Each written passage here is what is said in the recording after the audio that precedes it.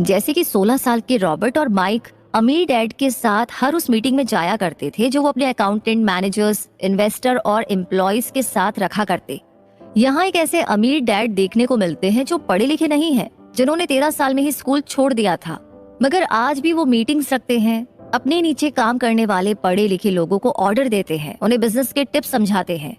एक ऐसा इंसान जो भीड़ का हिस्सा नहीं बना, जिसने रिस्क लिया और जिसने लोगों की परवाह नहीं की, जिसे ये डर नहीं था कि लोग उसके बारे में क्या सोचेंगे। इन मीटिंग्स का रिजल्ट ये हुआ कि लेखक और उनका दोस्त दोनों ही स्कूली पढ़ाई में मन नहीं लगा पाए। जब भी उनकी टीचर कोई काम देती थी, उन्हें रूल्स के हिसाब से करना होता था।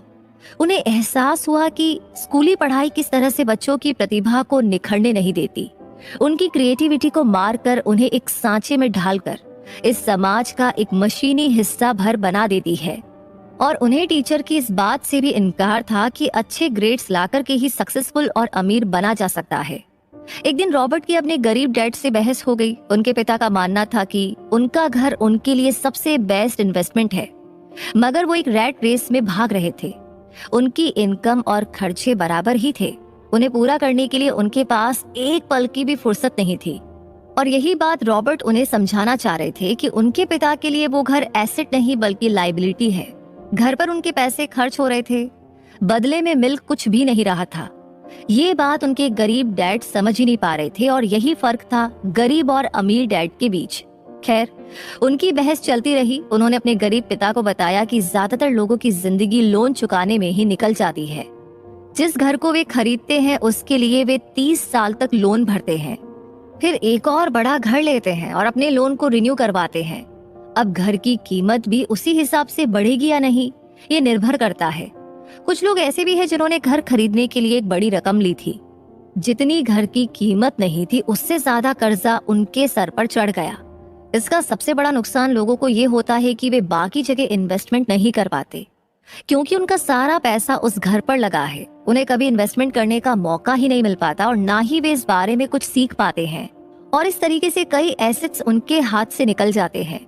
अगर इसके बदले लोग सिर्फ एसेट्स पर ध्यान दें तो उनका फ्यूचर कहीं ज्यादा बेहतर हो सकता है। अब एग्जाम्पल के लिए रॉबर्ट की पत्नी के पेरेंट्स एक बड़े से घर में शिफ्ट हो गए। उनका सोचना था कि अपने लिए बड़ा और नया घर लेना एक सही डिसीजन है, क्योंकि बाकियों की तरह उन्हें भी घर लेना एक संपत्ति यानी कि एसेट्स लगता था। मगर वो ये जानकर के हैरान रह गए कि उस घर का प्रॉपर्टी टैक्स $1000 था, और ये उनके लिए एक बहुत बड़ी कीमत थी। और क्योंकि वो रिटायर हो चुके थे तो इतना पैसा टैक्स के रूप में भरना भाई उनके रिटायरमेंट बजट के तो बाहर ही था। बेशक हम यहाँ पर ये नहीं कह रहे हैं कि आप नया घर ना ले, बल्कि हम समझाना चाहते हैं कि जितने पैसे से आप एक बड़ा घर लेंगे, उतने पैसे आप किसी एसेट में इन्वेस्ट करें तो बेहतर होगा। आपका एसेट आपके लिए कमाई करेगा और कुछ ही टाइम के बाद आपके पास इतना पैसा होगा कि आप आसानी से मनपसंद घर ले पाएंगे, और वो भी बिना किसी लोन के।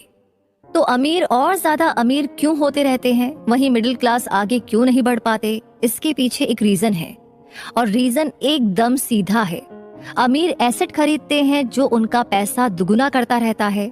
उस पैसे से उनके सारे खर्चे निपट जाते हैं। और मिडिल क्लास क्या करते हैं? वे तो बस महीने की एक तारीख का इंतजार करते हैं जब उनकी सैलरी आए।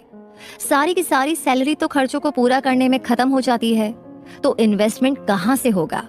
और फिर जब सैलरी बढ़ जाती है तो उस पर टैक्स भी बढ़ जाता है, और उसी हिसाब से बाकी खर्चे भी। फिर अंत में वही रैट रेस चलती रहती है।